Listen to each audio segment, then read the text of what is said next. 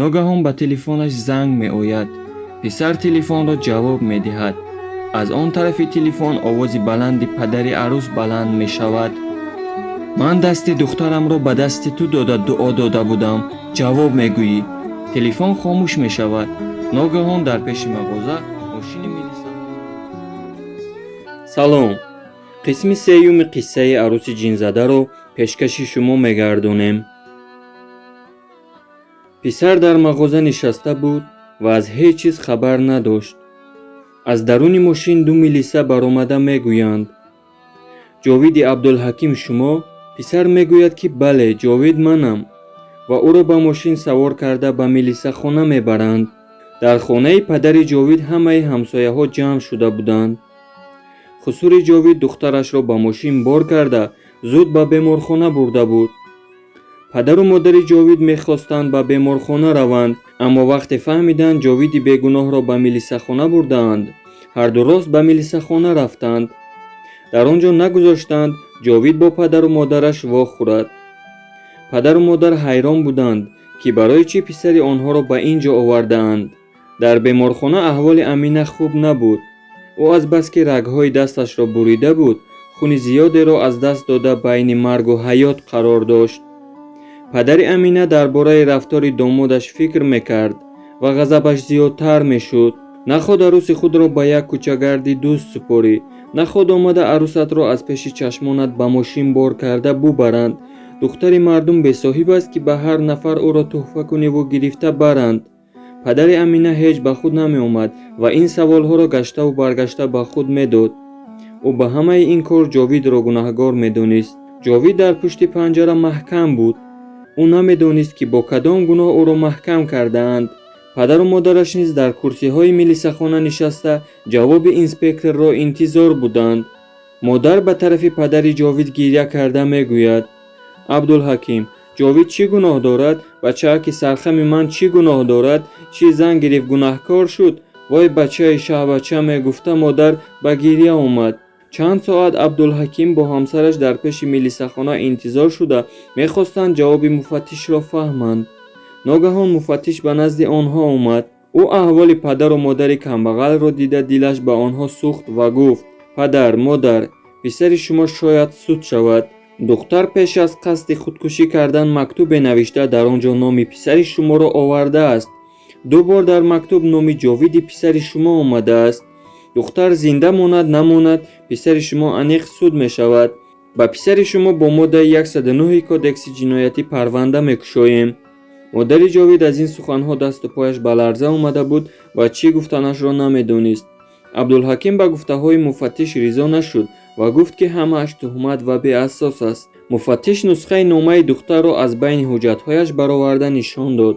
дар нома чунин навишта шуда буд: ҷовид, ту наход бо ман ҳамин корро кунӣ.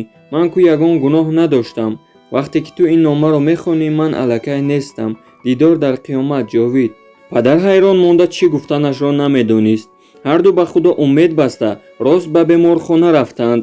дар беморхона падар ва модари Амина ва тамоми хешу табор ҷамъ шуда буданд. Амина дар кома буд ва ба худ намеомад. ҷовид дар милисахона интизор буд ки кай духтар ба худ омада асли воқеаро нақл мекунад ва ӯро наҷот медиҳанд. аммо аз байн чанд рӯз гузашту Амина ба худ намеомад. писар аз падару модараш хоҳиш мекунад ки аз аҳлу авлоди Амина кӣ будани дӯстдоштаашро пурсанд. абдулҳаким бо ҳамсараш дар ҷустуҷӯи дӯстдоштаи Амина шуданд. ба шаҳр рафта аз ҳамсояҳо кӣ будани дӯстдоштаи Аминаро пурсон шуданд. аммо ҳеҷ кас намедонист. ба сари хам ва хотири парешон ба беморхона баргаштанд. падари Амина дар байни беморхона рост меистод. дар чашмонаш аланга дар мегирифт. чунон ғазабаш зиёд буд ки мехост падари писарро пора пора кунад. абдулҳаким низ чанд рӯз қариб хоб нарафта буд ва хеле монда буд. аммо падари Амина ба тарафи ӯ нигоҳ карда бо ғазаб мегӯяд: писарат ҳаёти духтарамро вайрон кард. ту акнун моро дар назди ҳамсояву хештабор шарманда кардӣ. ту дар байни авлоди ман киро мекобӣ? чаро моро шарманда кардӣ? абдулҳаким чунин суханҳоро интизор набуд. ӯ бо ҳамсараш ба хона рафта то саҳар дар фикр фурӯ рафта чӣ кор карданашро намедонистанд. субҳ мешавад. падару модар ба милисахона ба назди Ҷовид рафтанӣ мешаванд.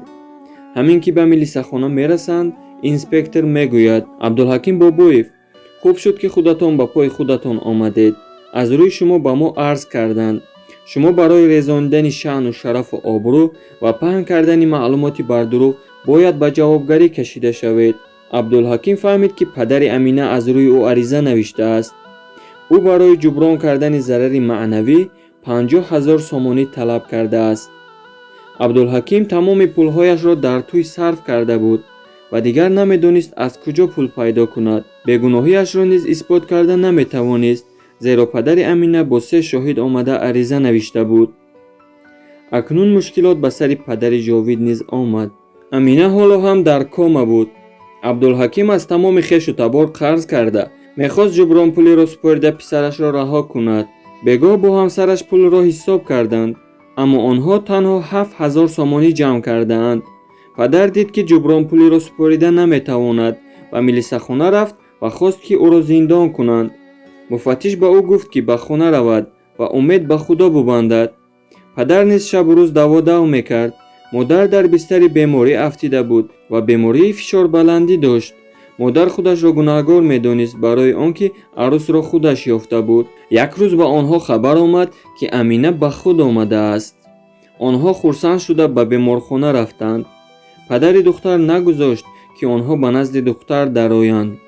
абдулҳаким бо ҳамсараш дар берун интизор шуданд. Амина аллакай саломатиаш хуб шуда буд ва бояд фардо ӯро аз беморхона ҷавоб медоданд. Амина ҳеҷ чизро ба хотир надошт. ҳамаи воқеаҳои гузаштаро фаромӯш карда буд. духтурҳо ба падару модараш гуфтанд ки агар ӯ гузаштаашро ба хотир биёрад, эҳтимол аст боз худкушӣ кунад. падар ва модари Ҷовид ба хона баргаштанд. саҳар ба хонаи онҳо падару модари Амина меҳмонӣ омаданд. абдулҳаким гумон кард ки онҳо барои гирифтани 50,000 сомонӣ омадаанд, аммо онҳо ба дигар мақсад омада буданд. аз падару модари Ҷовид хоҳиш карданд ки писари онҳо Аминаро ба занӣ гирифта, онҳоро аз шармандагӣ наҷот диҳад, зеро падари Амина ҷонишини аввали раиси шаҳр буд. ӯ бар ивази гирифтани аризаи зарари маънавӣ ва раҳо кардани писараш хост ки духтари ӯро дубора келин кунанд. абдулҳаким бо ҳамсараш ризо нашуданд. аз байн чанд рӯз гузашт. онҳо диданд ки дигар чора надоранд. ба хонаи падари Амина дубора хостгорӣ рафтанд. Амина ба пешвози онҳо баромад. баъди беморхона духтараки хуб шуда буд. падару модари Амина боз ба таъриф кардани ӯ сар карданд ва гуфтанд ки ба намозхонӣ сар кардааст ва одами дигар шудааст. худоҳо маслиҳат карда писарро аз зиндон мебароранд. писар ба хона меояд, аммо боз дар байни хона Аминаро мебинад. ба чашмонаш бовар накарда чашмонашро мемолад ва бори дигар нигоҳ мекунад, аммо дар пешаш Амина рост меистод. ӯ хандида ба тарафи ӯ нигоҳ мекард. Ҷовид ӯро аз хона пеш карданӣ мешавад, аммо падару модараш ӯро ором карда вазъиятро мефаҳмонанд. ҷовид ба тақдир тан дода бо Амина зиндагиро идома медиҳад. аз байн моҳҳо гузашт.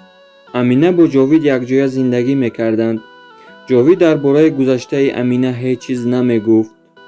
чанд моҳи аввал ба Хусру Хуштоман хуб хизмат кард, аммо дигар доим ҷанҷолро бардошта ба гапи писар гӯш намедод.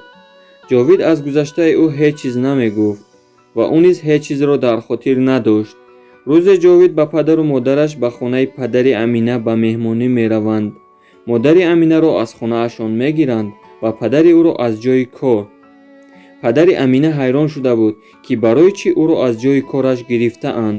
ҳама каса ба хонаи Абдуҳаким меоянд, аммо Амина аз пеши онҳо намебарояд.